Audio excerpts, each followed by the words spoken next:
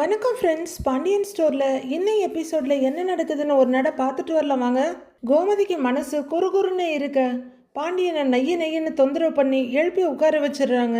நீங்கள் கோவப்படக்கூடாது அப்படி இப்படின்னு சொல்ல அவர் பயங்கரமாக டென்ஷன் ஆகி இப்போ விஷயத்த சொல்றியா இல்லையாடி அப்படின்னு கத்துறாரு. நம்ம செந்தில் இல்லைங்க, அவன் ஆஃபீஸில் லஞ்சம் வாங்கிட்டான்னு சொல்லி முடிச்சிடுறாங்க கோமதி. பாண்டியன் இதுவரையில் அனுபவிக்காத அதிர்ச்சியை அனுபவிக்கிறாரு.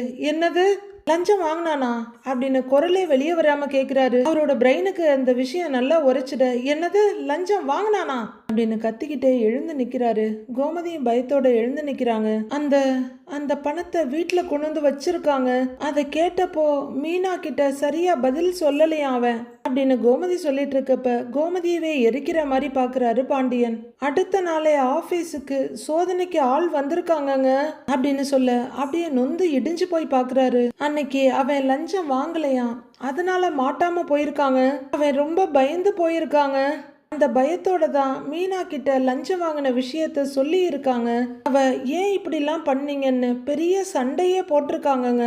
அந்த வருத்தத்துல தான் மீனாவுக்கு உடம்பு சரியில்லாம போயிருக்குங்க அப்படின்னு கோமதி தான் கேட்டது பார்த்தது எல்லாத்தையுமே எந்த எக்ஸ்ட்ரா ஃபிட்டிங்கும் இல்லாம பாண்டியன் கிட்ட சொல்ல அவர் ஒரே பயமும் பதட்டமும் அதிர்ச்சியுமா தான் பாக்குறாரு. ஆனா இப்ப வரைக்கும் அந்த கோவத்தினால தான் மீனா செந்தில் கிட்ட பேசாம இருக்கா அப்படின்னு கோமதி சொல்ல, என்னடி சொல்ற அப்படின்னு பயங்கர அதிர்ச்சியோட கேக்குறாரு. ஏங்க, எனக்கு கேட்டதுல இருந்து மனசே ஆறலைங்க, கஷ்டமா இருந்தது. அப்புறம் நான் அவங்கிட்ட பேசினேங்க அப்படின்னு கோமதி சொல்லிட்டு இருக்கும் போதே அவனை அப்படின்னு பயங்கர கோவத்தோட வெளியே போறாரு பாண்டியன். ஏங்க ஏங்க ஏங்க ஏங்க அப்படின்னு கூப்பிட்டுக்கிட்டே கோமதியை பின்னாடியே ஓடி வர்றாங்க. கதவை திறந்துட்டு வெளியே வர்ற பாண்டியன் பக்கத்து ரூம் கதவை தட்டி, டேய் செந்தில்னு கத்துறாரு. டேய் கதவை தரடா அப்படின்னு அவரு கத்திட்டு இருக்க. ஏங்க ஏங்க சும்மா இருங்கன்றாங்க கோமதி. ஏய் நீ சும்மா இரு, முதல்ல வாயை மூடுறி அப்படிங்கிறாரு அவரு. எங்க இப்ப வேணாங்கன்னு கோமதி சொல்ல, நீ சும்மா வாயை மூடுறியான்ட்டு மறுபடியும் கதவுல கையை வச்சு தட்ட போக கரெக்டா அப்பா ஏன்பா அப்படின்னு கதவை திறக்கிறாரு செந்தில். இவரு கத்துன சத்தத்துல வீட்டுக்குள்ள அங்கங்க இருந்து எல்லாருமே வந்துடுறாங்க. வெளியே வந்த வேகத்தில் அவரோட பனியனை கொத்தா பிடிச்சி, ஏண்டா லஞ்சம் வாங்கினியா அப்படின்னு ஒரு அரை விட சுழண்டு போய் விழறாரு அவரு. அவரை டபார்னு சரவணன் தாங்கி பிடிச்சிக்கிறாரு. ஏண்டா லஞ்சம் வாங்கினியா அப்படின்னு இன்னொரு அரை விட, அப்பா அப்படின்னு சரவணனும் கதிரும் குறுக்கு வந்து தடுக்கிறாங்க. வெளியே வந்த மீனாவும் பயங்கர அதிர்ச்சியோட பாக்குறாங்க. என்ன நினைச்சிட்டு இருக்க, தொலைச்சு போடுவேன் பாத்துக்கோ அப்படின்னு பாண்டியன் கத்த மறுபடியும் அரைஞ்சிருவாரோன்ற பயத்துல கன்னத்துல கைய வச்சுக்கிறாரு செந்தில். பின்னாடி அரசி எதுவும் புரியாம அழுகையோட நிக்கிறாங்க. மீனா ஒன்னும் புரியாம செம்ம ஷாக்கோட நின்றுட்டு இருக்க. என்னங்க என்னங்க நீங்க என்ன பதறிக்கிட்டு இருக்காங்க கோமதி. உடனே மீனா அதே அதிர்ச்சியோட கோமதியை பார்த்து முறைக்கிறாங்க. கோமதியை பதறி போய் இங்கேயும் அங்கேயும் மாறி மாறி பார்த்துட்டு, ஏய் நான் அவரை கோவப்படாதீங்கன்னு தாண்டி சொன்னேன், இப்படி பண்ணிட்டாரு, நான் என்ன பண்ணுவேன் அப்படின்னு எக்ஸ்கியூஸ் கேட்குற விதமா மீனாவை பார்த்து சொல்றாங்க கோமதி. மீனா வார்த்தையால சொல்ல முடியாத அதிர்ச்சியோட பார்த்துக்கிட்டு இருக்காங்க எல்லாரையும். அப்பா அப்படின்னு அரசி கூப்பிட்டு இருக்க. சொல்றா துரை, லஞ்சம் வாங்கினியா இல்லையாடா அப்படின்னு பலார்னு இன்னொரு அறை விட, அப்பா அப்பா இருங்கப்பா பேசிக்கலாம்ப்பான்னு பதறாரு கதிர். அப்பா இருங்கப்பா, என்னப்பா பேசிக்கிட்டு இருக்கீங்க, அண்ணனை பார்த்து என்ன கேள்வி கேட்குறீங்க அப்படின்னு அரசி ரொம்ப வேகமா வரிஞ்சு கட்டிட்டு வர்றாங்க. ஏய் சும்மா இருப்பா அப்படிங்கிறவரு, ஏய் சொல்றா கேட்குறேன்ல, லஞ்சம் வாங்கினியா அப்படின்னு பாண்டியன் கத்த. செந்தில் விட மீனா தான் ரொம்ப அதிர்ச்சியா பாக்குறாங்க. அவர் அமைதியா நின்றுட்டு இருக்க. சொல்றா அப்படின்னு பலார்னு இன்னொரு அறை விட, அறை விழுந்ததுக்கு அப்புறம் அவரோட கையை பிடிச்சிக்கிறாரு கதிர். அதிர்ச்சியோட இருந்த மீனாவோட கண்ணு இப்ப லைட்டா கலங்க. கோமதியும் கண் கலங்கிட்டு நிக்கிறாங்க. என்ன நடக்குது என்னாச்சுன்னு ஒன்னும் புரியாம குழம்பிட்டு பாத்துட்டு இருக்காங்க ராஜி. ஏய் என்னடா, எப்படிடா வளர்த்தேன் உன்னை சொல்லு, எப்படி வளர்த்தேன், நல்ல விஷயத்த சொல்லி கொடுத்து தானேடா வளர்த்தேன், இப்படி அடுத்தவங்க காசுக்கு ஆசைப்பட்டுட்டு வந்து நிக்கிறியடா, அதுதான் நீ பாக்குற வேலைக்கு கவர்மெண்ட்ல காசு கொடுக்கறாங்கல்ல, அது பத்தலன்னா வேற வேலைக்கு போ, வேற பொழப்ப பார்த்து சம்பாதி அப்படின்னு பாண்டியன் கத்திக்கிட்டு இருக்க. செந்தில் தலை குனிஞ்சு நின்றுட்டு இருக்காரு. மீனா அப்படியே கண்ணீரோட நிக்கிறாங்க. இல்ல எங்கிட்டயாவது காசு கேட்டு தொலைச்சிருக்கலாம்ல, எங்கிட்ட கேட்கறதுக்கு கௌரவம் பார்த்தேன்னா போய் பிச்சை எடுறா, இந்த பொழப்புக்கு அது எவ்வளவோ மேல்னு கத்துறாரு பாண்டியன். செந்தில் கொஞ்சம் அதிர்ச்சியும் அடிப்பட்ட பார்வையுமா அவரை பார்க்க மீனா அதை விட அதிர்ச்சியும் சங்கடமா பாக்குறாங்க. கோமதி ரொம்பவே வருத்தத்தோட எல்லாரையும் மாறி மாறி பாக்குறாங்க. ஏண்டா உன் வேலையை பார்க்கறதுக்கு நோகாம இருந்துகிட்டு அதுக்கு ஒரு லஞ்சம் அப்படின்னு மறுபடியும் ஒரு அறை விடுறவரு தொலைச்சு போடுவேன் பாத்துக்கன்னு மிரட்டுறாரு. ச்சே கேவலமா இல்லை உனக்கெல்லாம் இதெல்லாம் லஞ்சம் வாங்குறதுக்கு அப்படின்னு அவர் கத்துன்னு கத்த கிடைச்ச கேப்ல செந்தில் அப்படியே மீனாவை பாக்குறாரு. அவரு மீனாவை வன்மத்தோட பார்த்துட்டு இருக்க, ஐயோ நான் இல்லைங்க அப்படின்ற மாதிரி மீனா அதிர்ச்சியும் சங்கடமா பாக்குறாங்க. எல்லாருமே அதிர்ச்சியும் குழப்பமா பார்த்துக்கிட்டு இருக்க செந்தில் மட்டும் மீனாவை வெறிச்சு பார்த்துக்கிட்டு இருக்காரு. ஏய் கேள்வி கேட்கறது நானு, அங்க என்னடா பார்வை சொல்றா, அங்க என்னடா பார்வை அப்படின்னு பாண்டியன் கத்த செந்தில் சங்கடப்பட்டு பார்வையை குனிஞ்சிக்கிறாரு. உடனே மீனா வெடுக்குன்னு கோமதியை பாக்குறாங்க. என்னங்க விடுங்கன்னு கோமதி சொல்ல, கொஞ்சம் அசந்து இருந்தா மாட்டிருப்பியாம்ல, ஏதோ நூல் இலையில நீ தப்பிச்சன்னு கேள்விப்பட்டேன் அப்படின்னு பாண்டியன் கேட்க, பாண்டியனை இப்போ கொஞ்சம் தைரியமா பாத்துக்கிட்டு இருக்காரு செந்தில். இலே மாட்டிருந்தன்னா தெரிஞ்சிருக்கும்டா சேதி, உனக்கு வேலை போயிருக்கும், வீட்டோட மானம் மரியாதை எல்லாம் போயிருக்கும். அதுக்கப்புறம் ரோட்ல ஒரு நிமிஷம் தலை நிமிந்து நடக்க முடியாது. மொத்த குடும்பமும் என்னத்தையாவது தின்னு தொலைச்சிட்டு செத்து போயிருப்போம்டா அப்படின்னு பாண்டியன் சொல்ல, அந்த வார்த்தைக்கு கொஞ்சம் சங்கடப்பட்டு பார்வையை திருப்பிக்கிறாரு செந்தில். எல்லாருமே ரொம்ப அதிர்ச்சியா பார்த்துட்டு இருக்காங்க. ஏய் விட்ரா, எல்லாத்தையும் விடுறா, கொஞ்சம் கூட மனசாட்சி இல்லையாடா உனக்கு? மனசாட்சி இருக்கிறவன் செய்யக்கூடிய காரியமாடா இது, சி அப்படின்னு கத்திக்கிட்டே மறுபடியும் அறைய போனவரு கையை மடக்கிக்கிறாரு. உழைக்காம அடுத்தவங்க காசுல திங்கிறதுக்கு ஆசைப்படுறியோ, மூஞ்சிய பாரு அப்படின்னு அவர் திட்ட, அப்பா நான் தெரியாம பண்ணிட்டேன் அப்படின்னு செந்தில் சொல்ல, என்னடா தெரியாம அப்படின்னு பாண்டியன் கையை ஓங்கிட்டு வர, செந்தில் மட்டும் இல்ல கதிர், சரவணன், கோமதின்னு லைனா நிக்கிற 4 பேரும் பயந்து அரடி பின்னுக்கு போயிடுறாங்க. ஏய் என்ன நீ என்ன சின்ன குழந்தையா தெரியாம பண்ணிட்டேன்னு சொல்றதுக்கு? நீ எல்லாம் மனுஷனாடா நீ, சி என்னைய பார்த்துக்கிட்டு தானேடா இருக்கிற, இத்தனை வருஷமா கடையில வியாபாரம் பார்த்துட்டு இருக்கேன்ல, யார் பொருளையாவது ஏமாத்தி இருப்பனா, யார் வயிற்றுலையாவது அடிச்சு சம்பாரிச்சிருப்பனா, யார் பொழப்புலையாவது மண்ணள்ளி போட்டிருப்பனா, இல்ல எதுலையாவது விலை அதிகமா வச்சு வித்திருப்பனா, இல்ல எதுலையாவது ஒன்ல கலப்படம் பண்ணி வித்திருக்கிறனா அப்படின்னு பாண்டியன் கத்திக்கிட்டு இருக்க, இவர் பார்வையை வேற பக்கம் திருப்பிக்கிறாரு. என்னங்க தெரியாம ஏதோ பண்ணிட்டாங்க அப்படின்னு கோமதி சொல்ல, மீனா அவங்கள வெறுப்பும் கோபமா பாக்குறாங்க. கோமதி ரொம்ப சங்கடத்தோட மீனாவை பாக்குறாங்க. நெஞ்சில பட்டுன்னு தட்டிக்கிட்டு, இப்ப வரலும் நேர்மையா வாழ்ந்துட்டு இருக்க வேண்டாம் உங்க அப்பன், என்னைய பார்த்து தானேடா நீயும் வளர்ந்த, அப்படி இருக்கப்ப எப்படிடா இப்படி ஒரு விஷயம் செய்யறதுக்கு மனசு வந்துச்சு அப்படின்னு ஏகப்பட்ட கேள்விய கோபமா கேட்க, பதில் சொல்ல முடியாம நிக்கிறாரு செந்தில். நினைச்சேன்டா 10 லட்சம் ரூபாய் கொடுத்து இந்த வேலையை வாங்கியே தீர்வேன்னு அட்டம் பிடிச்சல, ஆட்டம் காட்டினல, அப்பவே நினைச்சேன்டா இந்த மாதிரி வேலையில்ல நீ செய்வன்னு அப்படின்னு பாண்டியன் கத்த, செந்தில் அப்படியே அங்க இங்க பார்த்துட்டு நிக்கிறாரு. இலே கொடுத்த பணத்தை இப்படிதான் சம்பாதிக்கணுமா, லஞ்சம் வாங்கி தான் சம்பாதிக்கணுமா, நீ இப்படிதான் இருப்பன்னு நினைச்சேன், நான் நினைச்சதை அப்படியே நிறைவேற்றி காமிச்சிட்ட, சந்தோஷமடா அப்படிங்கிற ஒரு டேய், மனுஷன் வாழ்க்கையில நேர்மையா நியாயமா சம்பாதிக்கணும்டா, இப்படி அநியாயமா சம்பாதிச்சா 1க்கு 2 கையை விட்டு போயிடும் அப்படின்னு பாண்டியன் கத்த, இப்பதான் அப்படி ஒரு விஷயத்தையே கேள்விப்படுற மாதிரி பாக்குறாரு செந்தில். இங்க பாருங்க, இதெல்லாம் நான் ஏற்கனவே அவங்கிட்ட சொல்லிட்டேங்க, அவன் திருந்தி வாழறேன்னு சொல்லிட்டான், என்கிட்ட சத்தியம் கூட பண்ணிட்டாங்க அப்படின்னு கோமதி ரொம்ப மெதுவா சொல்றாங்க. இனிமே அவன் தப்பு பண்ண மாட்டாங்கன்னு கோமதி சொல்ல, அப்பா இனிமே நான் தப்பு பண்ண மாட்டேன்ப்பா, லஞ்சம்லாம் வாங்க மாட்டேன்ப்பா அப்பா நான் அப்படின்னு ஏதோ சொல்ல வர்றாரு செந்தில். ஏய் பேசாதடா, லஞ்சம் வாங்கிட்டு நடிக்கிறியா நீ அப்படின்னு பாண்டியன் கத்திட்டு இருக்க. சரி இப்ப அதுக்கு என்னங்கிற மாதிரி பாக்குறாரு செந்தில். இனிமேல் நீ வாயை திறந்து ஒரு வார்த்தை பேசக்கூடாது, உன்னையெல்லாம் புள்ளன்னு பெத்து வளர்த்ததை நினைச்சு இப்பதான்டா கேவலப்படுறேன் அப்படின்னு பாண்டியன் சொல்ல, செந்தில் அதிர்ச்சி ஆகிறத விட இப்பவும் மீனா தான் ரொம்பவே அதிர்ச்சியோட நிக்கிறாங்க. கோமதியை அதிர்ச்சியா பார்த்துட்டு இருக்க, நீ எனக்கு புள்ளையே இல்லடா, ஏண்டா இப்படி ஒரு லஞ்சத்தை வாங்கிட்டு இப்படி ஒரு அசிங்கத்தை பண்ணிட்டு வந்துட்டு நீ எப்படிடா எனக்கு பிள்ளையா இருக்க முடியும், இனிமே என் மூஞ்சிலேயே முழிச்சிடாதான்னு அவர் கத்த, எல்லாரும் அதிர்ச்சி ஆகுறாங்க. என்னங்க ஏங்க அப்படின்னு கோமதி அவர் கையை பிடிக்க, ஏய் சும்மா இருடி, புள்ளைய பத்து வச்சிருக்காளாம், புள்ள முதல்ல உன்னையே சொல்லணும் அப்படின்னு கோமதி கிட்ட கையை ஓங்கிட்டு பாண்டியன் கோவமா அங்கேருந்து போயிடுறாரு. அப்பா அப்படின்னு கூப்பிட்டுட்டு அங்கேயே நிக்கிறாரு செந்தில். எல்லாரும் அவங்க நின்ன இடத்துலயே உறைஞ்சு போய் நிக்கிறாங்க. கொஞ்ச நேரம் கழிச்சு கோமதி மட்டும் ரூம்குள்ள போக, சரவணன் போலாமான்னு ஒரேட்டு எடுத்து வைக்கிறவரு திரும்பி தம்பியை பார்த்துட்டு பக்கத்துல வந்துடுறாரு. அண்ணே அப்படின்னு கதிர ஒரு தோல்ல ஆதரவா கைய வைக்க, உட்ரா அப்படின்னு படார்னு தட்டி விட்டுட்டு ரூம்குள்ள போறாரு. டேய் செந்தில் அப்படின்னு சரவணன் கூப்பிட, அண்ணே அப்படின்னு கதிரும் அரிசியும் கூப்பிட்டுட்டு இருக்காங்க.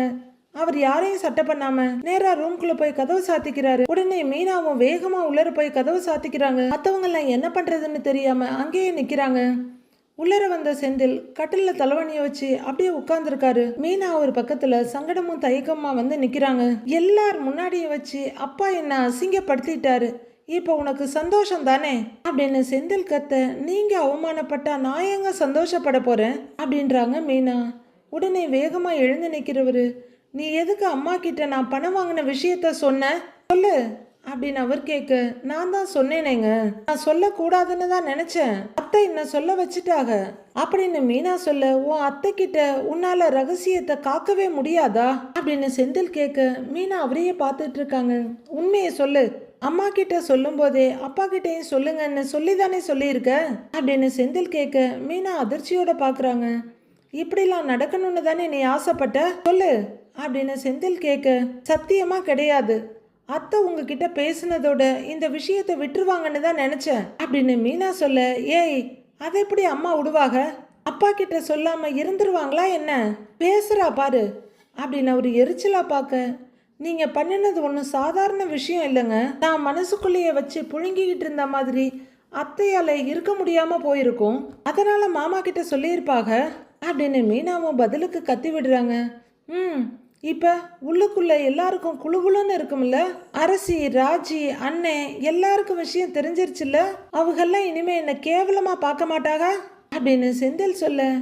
இதுக்கான பதில நான் சொன்னா கண்டிப்பா உங்களுக்கு கோவம் தான் வரும்ன்றாங்க மீனா. என்ன காயப்படுத்துற மாதிரி தானே எப்பவுமே பதில் சொல்லுவேன், அதையும் சொல்லு கேக்குறேன்றாரு செந்தில்.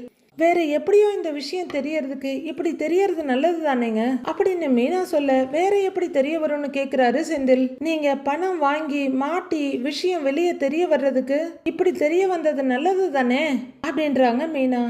நான் தான் இனிமே வாங்க மாட்டேன்னு சொல்லிட்டேன்ல, திரும்ப திரும்ப அதை பத்தியே பேசிட்டு இருக்கேன்னு கத்துறாரு செந்தில். எப்படி இருந்தாலும் வாங்கினதுக்கான பலன்னு ஒண்ணு இருக்குல்ல, அதை இப்போ அனுபவிக்கிறதா நினைச்சுக்கோங்களேன் அப்படின்னு இவங்களே நீதிபதியா மாறி தீர்ப்பு சொல்றாங்க. ரொம்பவே வெக்ஸ் ஆகுற செந்தில், என் பொண்டாட்டி தானா மீனா நீ, அப்பா என்ன போட்டு அந்த அடி அடிக்கிறாரு, உனக்கு கொஞ்சம் கூட வருத்தமாவே இல்லையா அப்படின்னு செந்தில் கேட்க.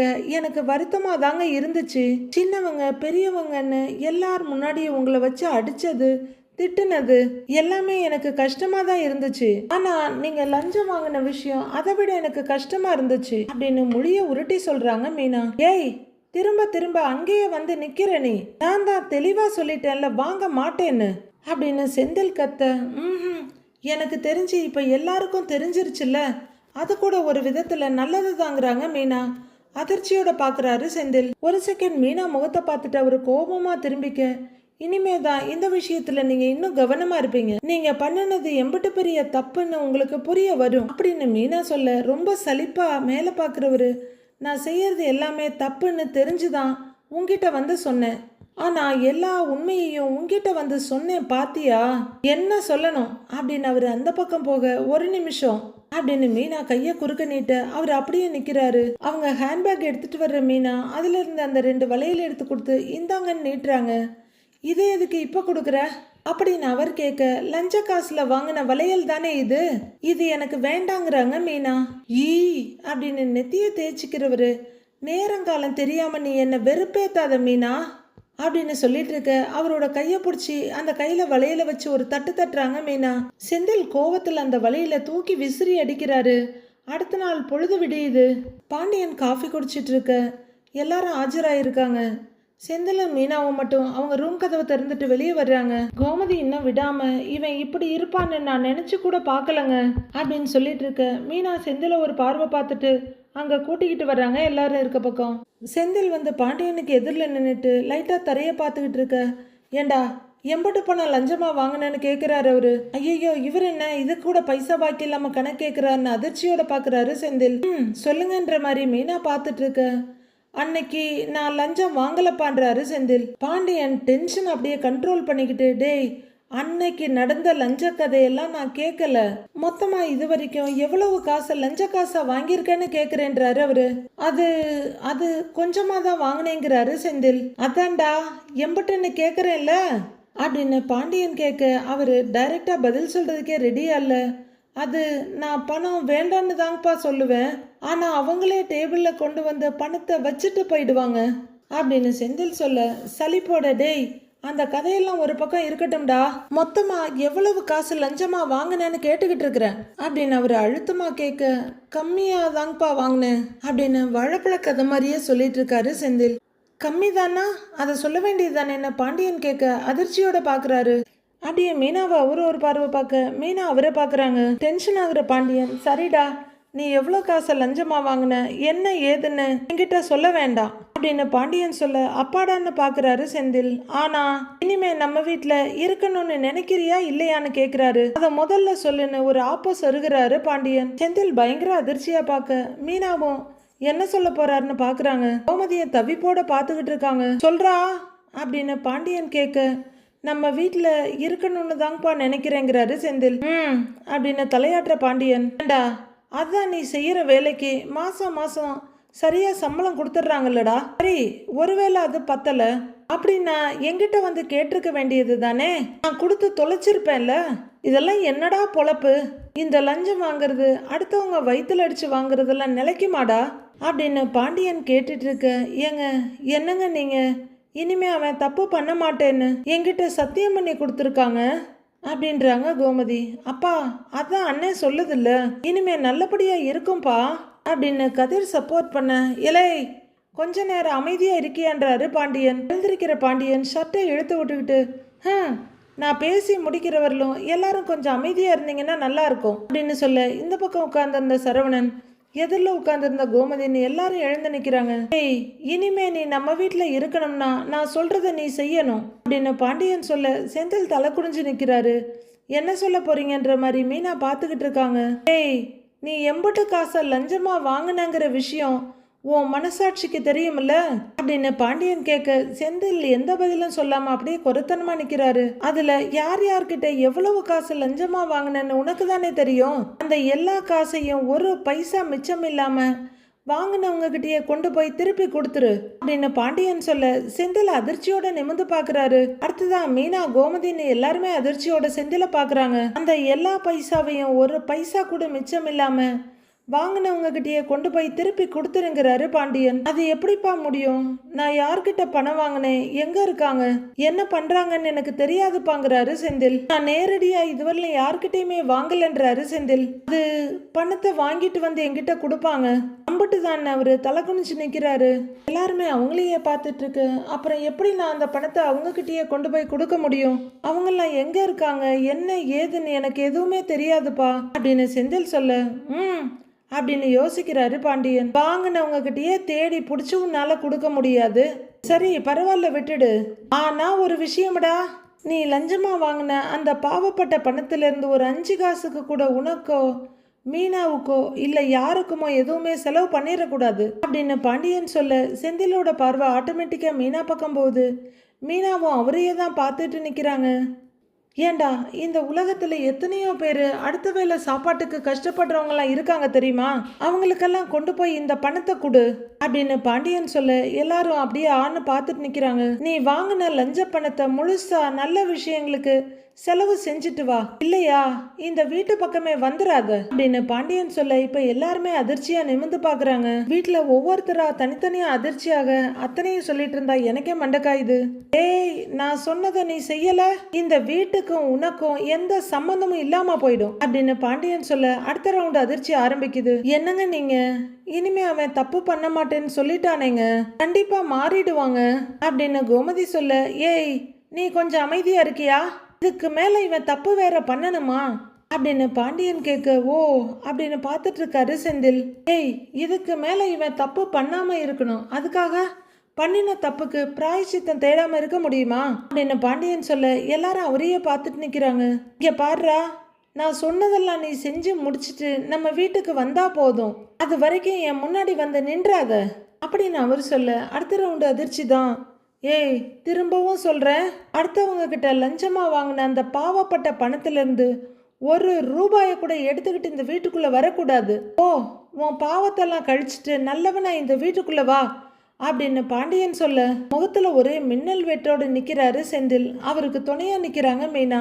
எல்லாரும் எதுவும் பேசாம அமைதியா நின்றுட்டு இருக்க, ஏன்பா மீனான்னு கூப்பிடுறாரு அவரு. மாமான்னு அவங்க சொல்ல, உன் அத்தை கோமதி தான்ப்பா எல்லா விஷயத்தையும் என்கிட்ட சொன்னான், இவன் லஞ்சம் வாங்கினதும் அது தப்புன்னு தெரிஞ்சு நீ உடனே அவங்கிட்ட சண்டை போட்டதா சொன்னான். இப்படிதான்ப்பா இருக்கணும் அப்படின்னு பாண்டியன் சொல்ல முறைச்சிட்டு நிக்கிறாரு செந்தில். தப்பு பண்ணது கட்டின புருஷனா இருந்தாலும் கண்டிக்க வேண்டியவங்க கண்டிச்சுதான் ஆகணும் அப்படின்னு பாண்டியன் சொல்ல ஹஸ்பண்ட் அண்ட் ஒய்ஃப் 2 பேருமே அமைதியா பார்த்துட்டு நிக்கிறாங்க. இந்த விஷயத்துல நான் உன்னை ரொம்ப பாராட்டுறேன்ப்பா. உங்க அப்பா அம்மா உன்னை ரொம்ப நல்லபடியா வளர்த்துருக்காங்க அப்படின்னு பாண்டியன் சொல்ல சவுக்கால் அடிச்ச மாதிரி இருக்கு எல்லாருக்கும். இலை, இந்த பிள்ளையும் தானேடா கவர்மெண்ட்ல வேலை பார்க்குது. உன்னைய மாதிரி இந்த பிள்ளை ஏதாவது லஞ்சம் கிஞ்சம் வாங்குச்சா? ஏண்டா இல்லையாடா? ஏண்டா உங்ககிட்ட கொஞ்சமாவது மனசாட்சி இருக்கா இல்லையாடா? தப்பு பண்ணிட்டு 1000 காரணம் சொல்லலாமடா. அவன் சொன்னா இவன் சொன்னான்ட்டு அவங்க கையில கொடுக்கல, வேறவங்க மூலமா கொடுத்து அனுப்புனாங்க, அப்படி இப்படின்னு சொல்றதெல்லாம் காரணமாடா உனக்கு? ஏய், மனுஷனா இருக்கணும்னா நீதி நேர்மையோட நியாயத்தோட வாழணும். அப்படி வாழ தெரியாதவன் மனுஷனே கிடையாது. ஏய், நீ முதல்ல கிளம்புடா.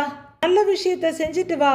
நான் சொன்ன மாதிரி உன்னோட பாவ காசெல்லாம் நல்ல விஷயத்துக்கு செலவு பண்ணிட்டு அதுக்கப்புறம் இந்த வீட்டுக்குள்ள வா அப்படின்னு பாண்டியன் சொல்ல பயங்கர அதிர்ச்சியோட பாக்குறாரு செந்தில். ஏன்னா இனி பணம் வேணா மாமனார்கிட்ட கேட்கணும். ஏகப்பட்டது செலவும் வேற பண்ணியாச்சு.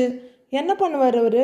ஏதோ திட்டுவாங்க விட்டுருவாங்கன்னு பார்த்தா இவர் இப்படி சொல்றாரு அப்படின்னு செந்தில் அதிர்ந்து போய் நிக்க எல்லாரும் செந்திலையே பாக்குறாங்க. போடா அப்படின்னு பாண்டியன் சொல்ல செந்தில் திரும்புறாரு. டேய் செந்தில் அப்படின்னு சரவணன் கூப்பிட அவரு படார்னு வெளியே போயிடுறாரு. ஏங்க இல்ல அவன் அப்படின்னு கோமதி ஏதோ சொல்ல ட்ரை பண்றாங்க. வெளியே போன அண்ணன் பின்னாடியே கதிரும் வேகமா போறாரு. ஏங்க என்னங்க நீங்க அப்படின்னு கேட்டுட்டு பரிதாபமா நிக்கிறாங்க கோமதி. எதிர் வீட்டுல வெல்கம் போர்டு இருக்கு, அழகான ரங்கோலி, அங்கங்க மக்கள் கூட்டம்னு கலர் கலரா மாலைகள்னு ரொம்ப நல்லா இருக்கு. பழனி ஒரு 2 பேர்கிட்ட நின்று பேசிட்டு இருக்காரு. வெளியே வர சரவணன் செருப்பை போட்டுக்கிட்டு எதிர் வீட்டையே பார்த்துட்டு நிக்கிறாரு. அங்க இருக்கவங்க ஒவ்வொருத்தர் முகத்தையா அவர் கண்கள் ஸ்கேன் பண்ணுது. பழனிய பார்த்துட்டு மாம் அப்படின்னு ஆரம்பிக்கிறதுக்குள்ளேயே பழனி திரும்பி பார்த்துடுறாரு. ஒரு நிமிஷங்கிற மாதிரி கையை காட்டுறாரு சரவணன். நீங்க பேசிட்டு இருங்க, நான் இதோ வந்துடுறேன்னு பழனி சரவணன் கிட்ட வர்றாரு. இவன் இங்க என்ன பண்றான்? சரவணை கடைக்கு போயிருப்பான்னு நினைச்சேனே அப்படின்னு புலம்பிக்கிட்டே வர்ற பழனி, என்ன மாப்பிள்ள நீ கடைக்கு போகலையான்னு கேக்குறாரு. போகணும் தான் மாமாங்கிற சரவணன் எதிர் வீட்டையே பார்த்துட்டு இருக்காரு. டேய் ஏன்டா முகத்தை இப்படி உம்முனே வச்சிட்டு இருக்கிற அப்படின்னு பழனி கேட்க, ஏன் மாமா இப்ப இந்த நிச்சயம் நடந்தே ஆகணுமான்னு கேக்குறாரு அவரு. ஏன்பா நீ மறுபடியும் ஆரம்பிச்சிட்டியா? அமைதியா தான் இரேன் அப்படின்னு சுத்தி முத்தி பார்த்துட்டு சொல்றாரு பழனி. நான் என்ன சொல்ல வர்றேன்னா அப்படின்னு சரவணன் ஆரம்பிக்க, நீ எதுவும் சொல்ல வேண்டாம், அது எதுவா வேணும்னாலும் இருக்கட்டும். உனக்கும் குமார பிடிக்காது, பொண்ணு வீட்டுக்காரங்களையும் பிடிக்காது, அவங்க என்னமோ பண்ணி தொலைறாங்கடா, விடேண்டா அப்படிங்கிறாரு பழனி. குமாருக்கு நீ சித்தப்பா தானே, எது நல்லது எது கெட்டதுன்னு நீ அவனுக்கு சொல்லித்தர மாட்டியான்னு சரவணன் கேட்குறாரு. ஏய், நான் ஏதாவது சொல்லிட போறேன். நான் போய் சொன்னோன்னே அவன் கேட்டுட்டு தான் அடுத்த வேலையை பார்ப்பான் பாரு. அட போப்பா அப்படிங்கிறாரு பழனி. ஏன் மாமான்னு கூப்பிடா அப்படிங்கிறாரு. எந்த விஷயமா இருந்தாலும் உங்க அண்ணன் வாய் கிழிய பேசுறாருல்ல, இப்ப அவரோட புத்தி எங்க போச்சு? போயும் போயும் மயில் குடும்பத்துல போய் அப்படின்னு சரவணன் சொல்லிட்டு இருக்க. போதும் போதும் விடுமாப்ல, அவங்க என்னமோ பண்ணி தொலைறாங்க, விடுன்னு சலிப்போட சொல்றாரு பழனி. இதெல்லாம் பார்க்கும்போது செம்ம கடுப்பா இருக்கு மாமான்னு சரவணன் சொல்ல, சரி சரி டென்ஷன் ஆகாத, நீ கடைக்கு கிளம்பு அப்படின்னு சொல்லிக்கிட்டு இருக்காரு பழனி. இதெல்லாம் கண்ணு முன்னாடியே நடக்கும்போது பார்த்துக்கிட்டு சும்மா இருக்க முடியலன்னு பல்ல கடிச்சிட்டு நிக்கிறாரு சரவணன். அப்போ ஒரு டீ போர்டு கார் வருது. சரி சரி வா, நீ இங்க நிக்காத, கடைக்கு கிளம்புன்னு பழனி சொல்றாரு. ஓ அப்படின்னு அவரு சொல்லிட்டு இருக்க சரவணன் கேட்காம அங்கேயே நிக்கிறாரு. பழனி கார்கிட்ட வர்றாரு. அங்க மாணிக்கம் ஒரு பெரிய பைய தூக்கிட்டு இறங்குறாரு. அதுக்கு அடுத்ததா சுடர் ஒரு ரெட் கலர் சாரியில இறங்க, அவங்களுக்கு பின்னாடியே பாக்யம் அப்படியே கலர்ஃபுல்லா இறங்குறாங்க. கண்ணு காது மூக்குன்னு ஒரு இடம் விடாம நிரப்பி வச்சிருக்காங்க. இறங்குற பாக்யம் இந்த பக்கம் பார்க்க, சுடரும் இங்கதான் பாக்குறாங்க. மயிலும் அங்க இருந்து சரவணனை பாக்குறாங்க. சரவணன் இறுக்கமா நின்னுட்டு அவங்களையே பார்த்துக்கிட்டு இருக்காரு. வாங்க வாங்க வாங்க வாங்க அப்படின்னு சக்திவேல் வர வணக்கம் வணக்கங்கன்றாங்க பாக்யம். வாங்க சம்மந்தி வாங்க அப்படின்னு அவர் கூப்பிட வர்றவங்கன்னு சொல்லிட்டு இருக்காங்க. அவரு கெக்க பிக்கன்னு சிரிச்சுட்டு உங்களை வரவேற்றுக்கிட்டு நிக்கிறாரு. நல்லா இருக்கீங்களா சம்மந்தின்னு மாணிக்கம் கேட்கிறாரு. நல்லா இருக்கேன் அப்படின்னு அவர் தோல்ல தட்டி கொடுக்குறாரு சக்திவேல். வாமா வா சுடரு அப்படின்னு மாறி வந்து சுடரோட கையை பிடிச்சு கூப்பிடுறாங்க. பழனியும் வாங்க வாங்க வாமான்னு கூப்பிட மயிலும் பாக்கியமும் போறாங்க. மயில் சரவணனை ஒரு தடவை திரும்பி பார்த்துட்டு போறாங்க. சரவணன் செம்ம காண்டில் அப்படியே சில மாதிரி நிக்கிறாரு. அவங்க பின்னாடி 4 எட்டு போன பழனி கொஞ்சம் திரும்பி பாக்குறாரு. சரவணன் அப்படியே முறைப்பா நின்னுட்டு இருக்கு. அவருக்கு கொஞ்சம் கலக்கமா இருக்கு. சரவணன் வேற பயங்கரமான ஷார்ட் டெம்பர்ட் ஃபெல்லோ. சடனா யோசிக்காம ஏதாவது செஞ்சிருவாரு. என்ன நடக்க போகுதுன்னு தெரியல. இந்த நிச்சயத்தை நடக்க விடுவாரா இல்ல உள்ளர பூந்து ஏதாவது சத்தங்கித்தம் போட்டுருவாரான்னு தெரியல. எதுவா இருந்தாலும் நாம மண்டே வரையிலும் வெயிட் பண்ணி தான் ஆகணும் friends. Have a happy weekend. Thank you.